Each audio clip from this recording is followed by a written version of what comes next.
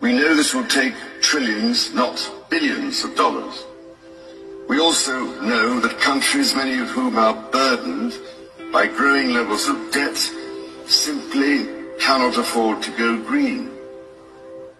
Here we need a vast military-style campaign to marshal the strength of the global private sector. We need a vast military-style campaign to marshal. Let me replay it so that you know I'm not making this up, okay? Let me just replay it. Listen to the last part of this. A vast military-style campaign to do what? Here we need a vast military-style campaign to marshal the strength of the global private sector. With trillions at its disposal. Who's his? Look what he goes on to say. Far beyond global GDP, and with the greatest respect, beyond even the governments of the world's leaders. 24th of December 2023, and in this Skidmark we'll be basically on the theme of what you sow you shall reap.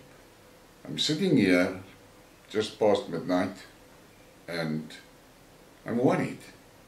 I'm deeply concerned for the people of South Africa. But it is not exclusively South Africa. It is the whole Western world. We have a major problem.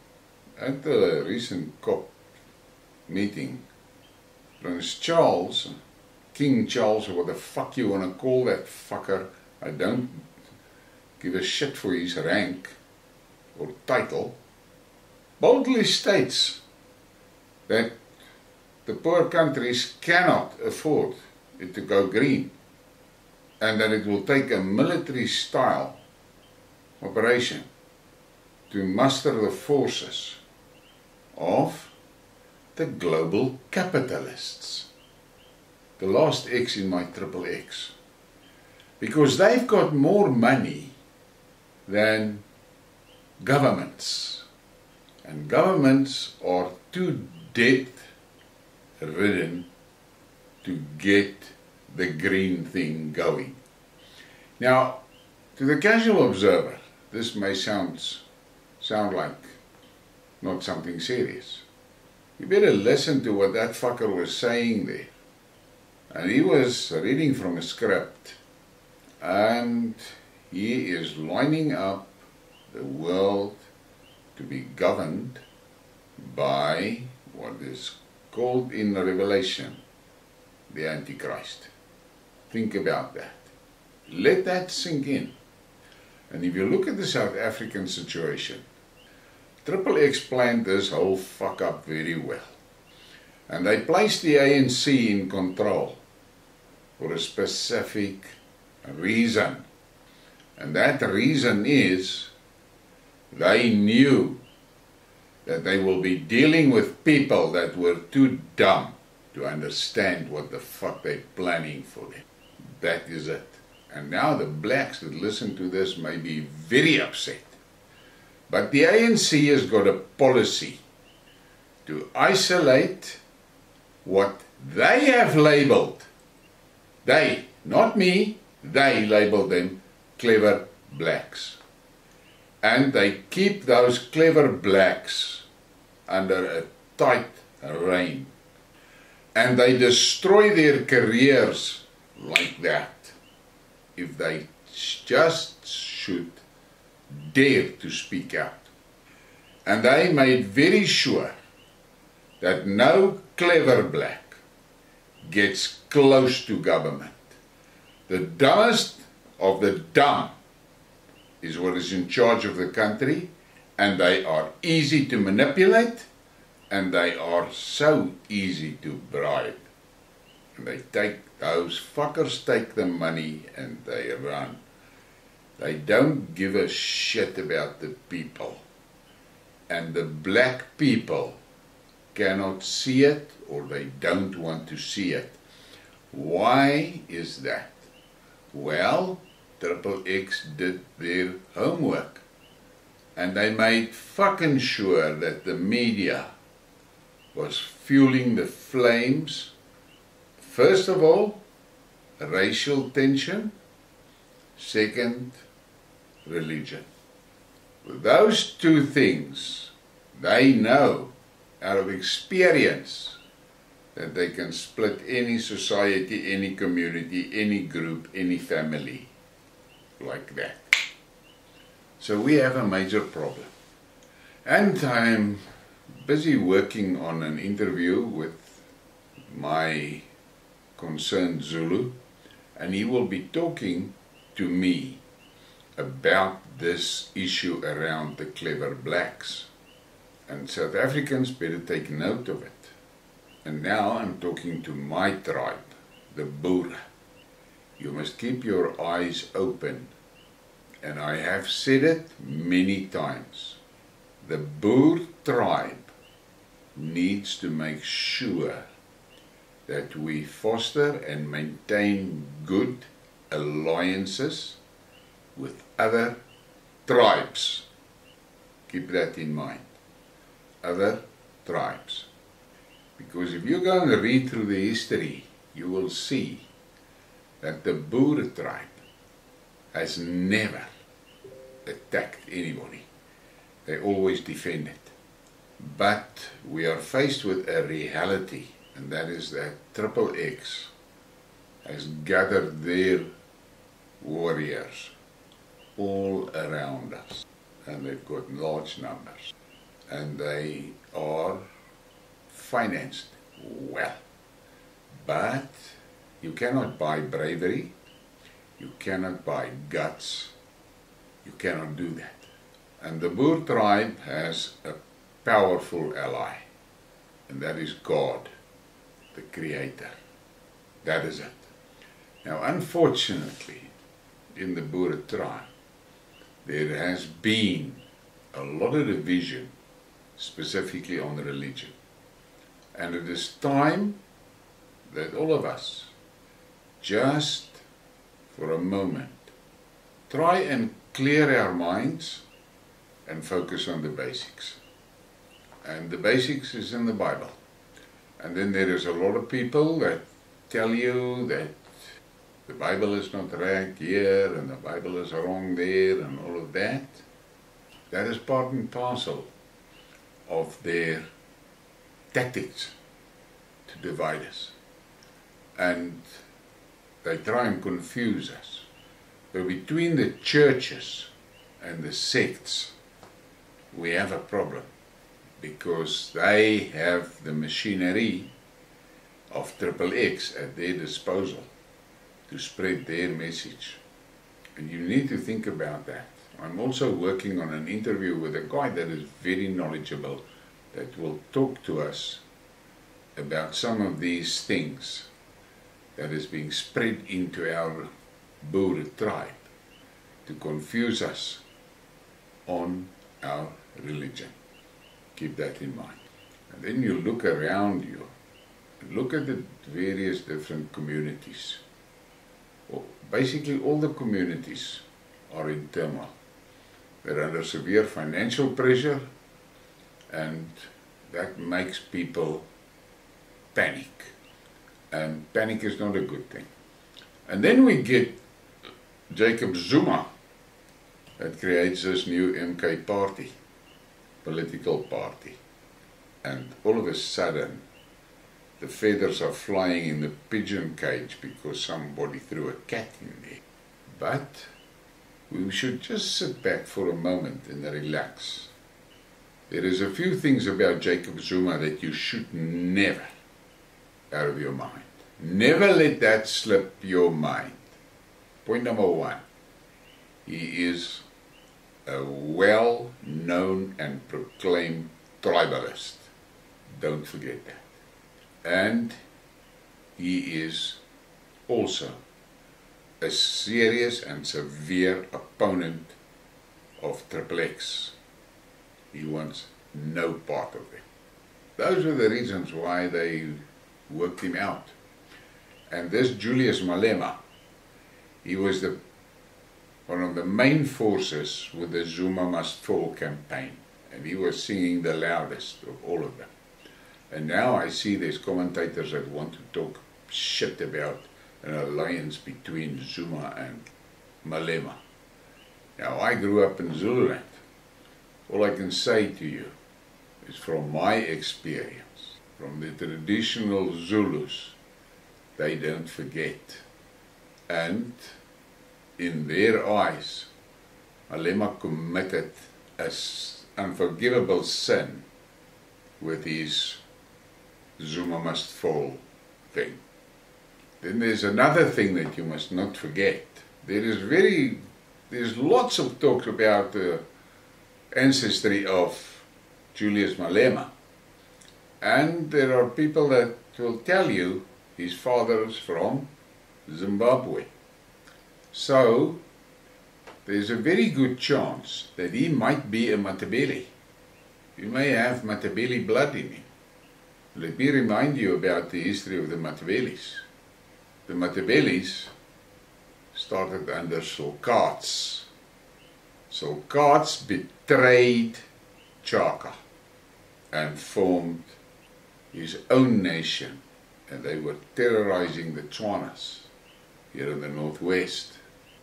And eventually Sulcats and his whole tribe was driven out of South Africa by the Boer across the Limpopo into the southern part of Zimbabwe, Rhodesia. Go and check the history. So what do we have here? We have Jacob Zuma, a tribalist, and he's got a tribal memory. And we've got Julius Malema, offspring from a traitor of the Zulu nation. You work it out for yourself. That is the thing that you must not let that slip your mind. Then there are people that are saying that Zuma is just creating a safety net or a bucket to catch the angry ANC voters. And after the election, he will join forces again with the ANC. Well, I'm not a political analyst, but it doesn't make sense to me that Zuma would do that. But what is very important to take note of, Zuma is focused on KwaZulu-Natal. The question is why? Well, I've got my theories. I've got a funny feeling Jacob Zuma is going to take KwaZulu out of the Republic before Cyril can balkanize the country. I am sure Zuma is aware of what Cyril is planning. And if Zuma gets the support of the voters of KwaZulu-Natal between his party and the IFP, and they've got an overwhelming majority there, which they will very easily get, and Zuma declares UDI, a unilateral declaration of independence, who the hell is going to stop him? This dilapidated military force that the ANC calls the South African Armed Forces. Don't make me laugh. So, these are things that I want you to think of on this Christmas Eve. This is a shit topic for Christmas Eve. But the reality is our country is in deep shit. There's no other word for it. And mark my words, Zuma's going to play a major role in our future, in the foreseeable future. And there's people that say, yeah, but he's an old guy and wada wada wada. I don't think Jacob Zuma has got any intention of running as the leader of that party. His son, Duduzane, is the one that is lined up for that position. And Duduzane is an intelligent guy and a well-spoken guy. So, and I think that he can give any one of the current crop of politicians on the public platform a good run for their money. So, that's what I think. You think about it? Let me know here in the comments. And then we look at Europe. I do not think that the European people, the ordinary people in Europe, really understand the danger in which they are. Those millions of migrants that are there, the vast majority of them are just one step away from raw barbarian. And the European people has got a problem. They haven't been exposed to barbarians for almost 2, 3, maybe 4 generations. They don't know how to handle barbarians.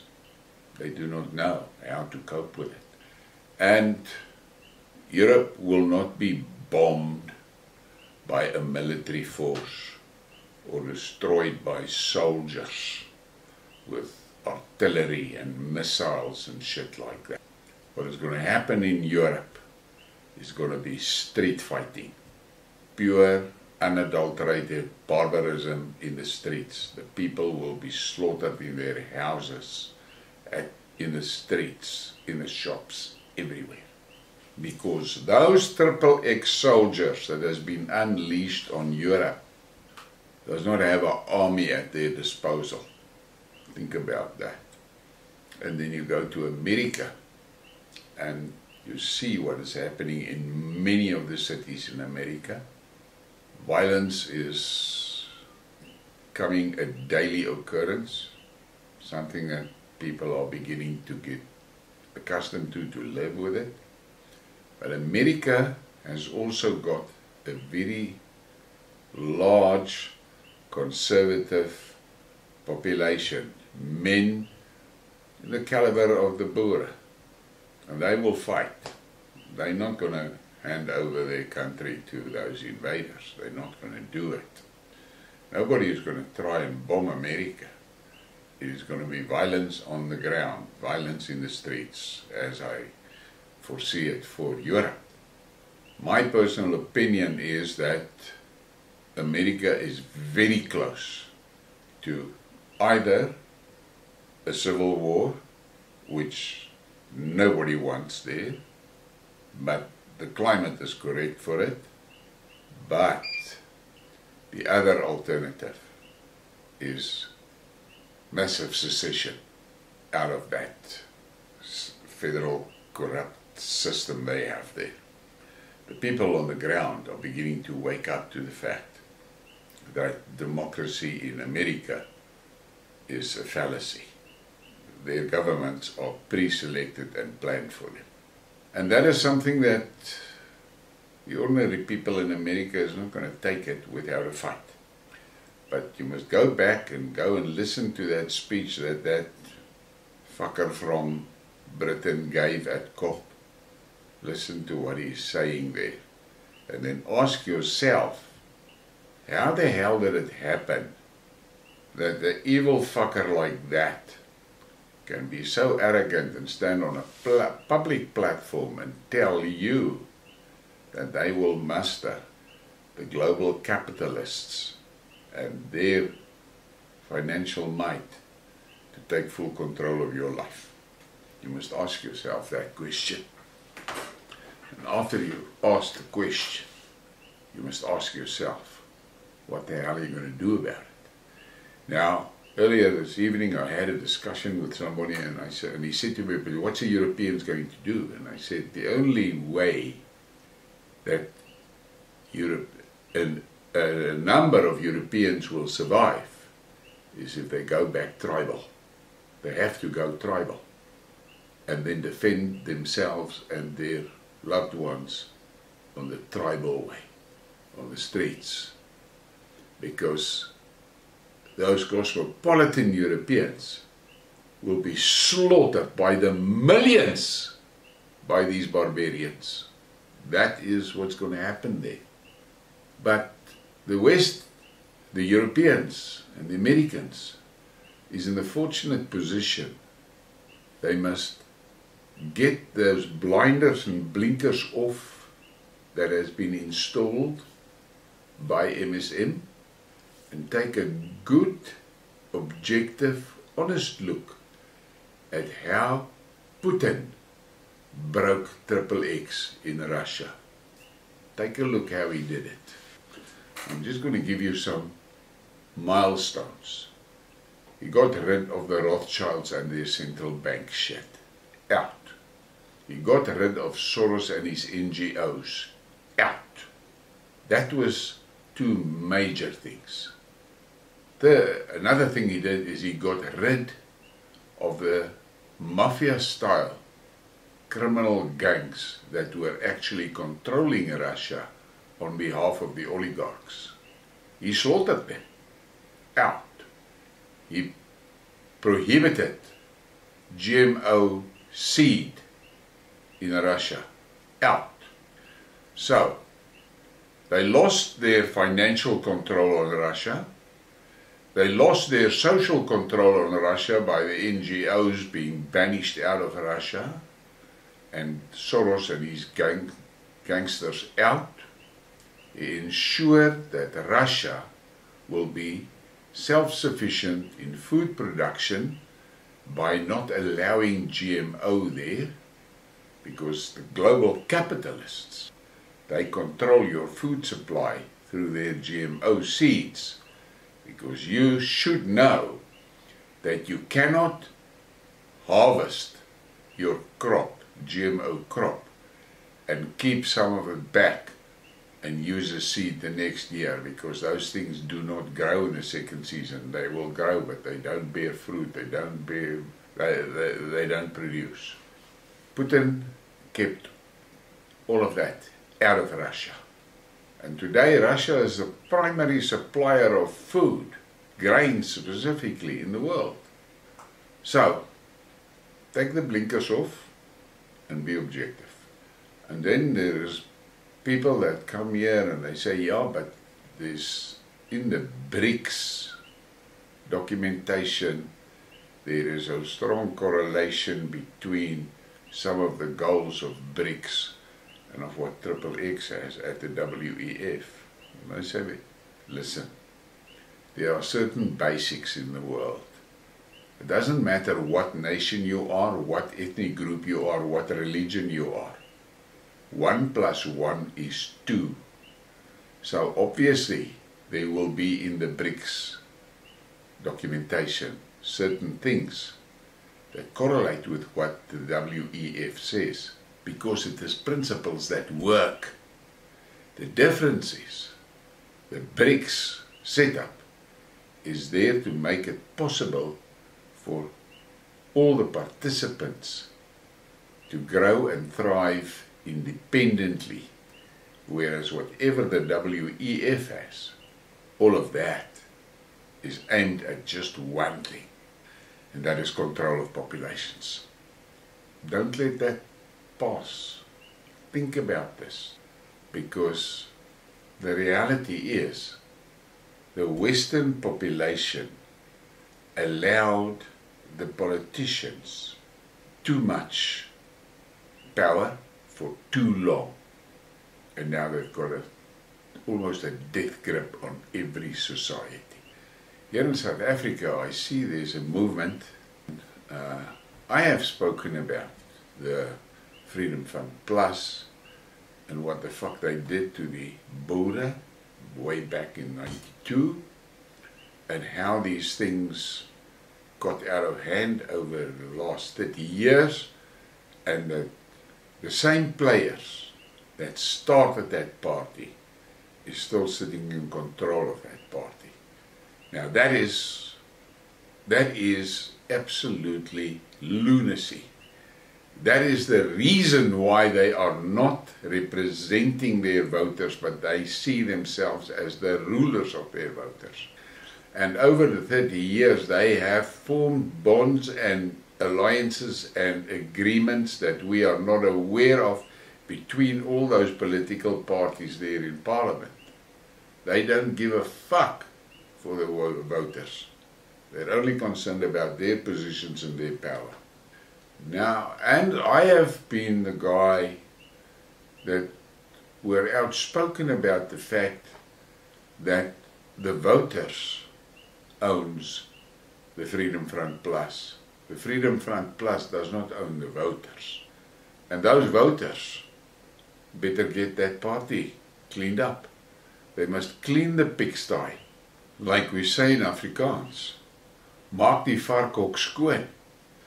And 2 days ago I get a notification in my WhatsApp that, and I'm going to label them the rebels. The rebels are planning a protest march to the offices of the Freedom Front Plus. And I am extremely thrilled and happy about it. Because it is time that we, the people, show these politicians that fucking season tickets they have on the gravy train, that ticket can get cancelled. And they can get thrown off the fucking train. And this is what must happen.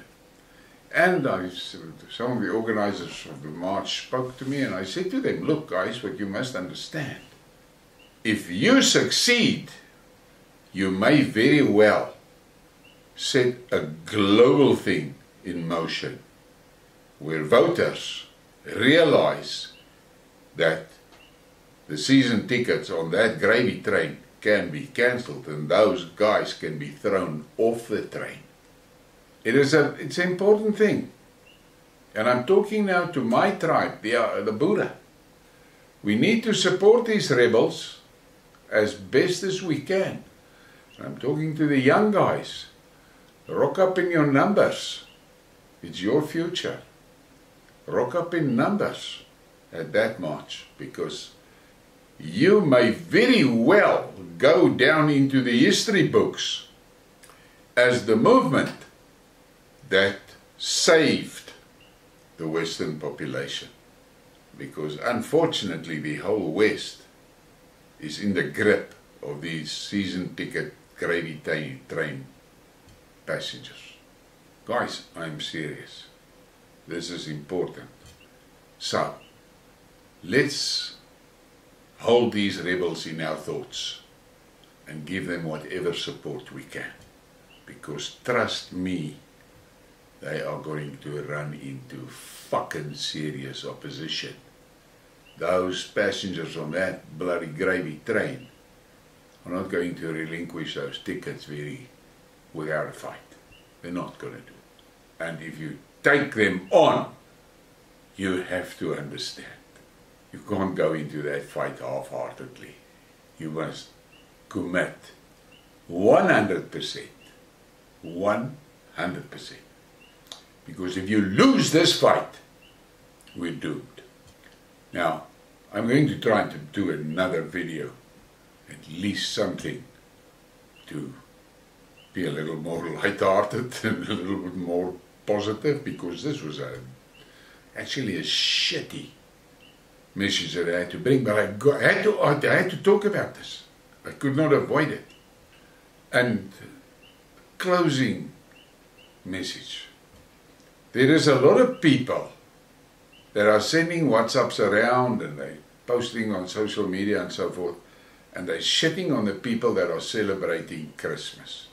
And then they bring up all sorts of stories and paganism and fuck knows what. Let me give you my opinion on that. Christmas Day is celebrated for a long time. Generations. It has become almost a habit. And you can tie whatever ideas you want to the occasion. The fact is that the occasion is cemented in our memories as a celebration day. Not something tied to that specific incident, because there's people that dispute the incident according to various calendars and so forth. It is all about the idea, and that's what it is, the idea. And you celebrate, depending on your culture, you will celebrate the day for different reasons. To many people it means nothing, it's just a holiday and a time to give gifts and have a mors, lunch, or dinner or what. To other people it's a deep religious experience. To other people, it is a frustration because it's the wrong time and the wrong day and the wrong fuck knows what. Don't forget, it is an idea for a moment on a calendar, and you will give that moment power over you, depending on your religion or your culture. Big stories about Guy Fawkes and Halloween Day and all sorts of those things, and then they bring in horror stories of all that cock. The reality is, you give power to the incident. You. There's not a dark force that floats around and unscrew your dome lid and then hit buttons there and screw it back and now you start eating people or shit like that.